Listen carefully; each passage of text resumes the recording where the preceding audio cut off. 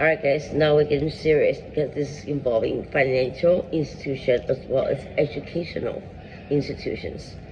So, welcome to Cybercrime, episode 132, Financial Fraud Using Educational Institutions, Part 1. Financial fraud involving direct transfer to educational institutions can occur very often in several ways. It is not common knowledge because most people do not know how to deal with it, and I don't either. Although tuition payments made directly to a legitimate school are common, fraudsters manipulate the payment process. Common types include, first, business email compromise. A fraudster impersonates a university, college, or school finance office. The victim receives fake payment instruction directing tuition to the fraudster's bank account instead of the institution's. That's happening to me, but I didn't do anything. I had no notification. The account takeover. Second, I talked about it in the last episode. A student's online school or banking account was compromised, which mine was compromised by the government in 2013. And since then, I've been a victim. The attacker changes payment details or initiates unauthorized transfers. Fake educational institution. Criminal creates a fake school or training program, which I talked about. 4. Tuition payment scams. A third party offers a paid tuition using stolen funds or fraudulent transfer in exchange for a discount fee. The original payment is later reversed, leaving the student responsible for the tuition, and that is also happening with my OSAP. I don't know what's going on. Identity fraud. These people are just ruining my life. So I gotta get this out, right? I mean, people's gotta be aware of it because Lika, obviously, the police, everybody's not doing anything. So I'm using education to empower people and maybe empower myself too as well. I don't know. Identity fraud that we talked about. Authorized push payment fraud. This is interesting. So the victim is deceived into voluntarily sending money to an account they believe belongs to the educational institution. Once the transfer is made, recovery of funds can be very difficult because they would actually take it out already.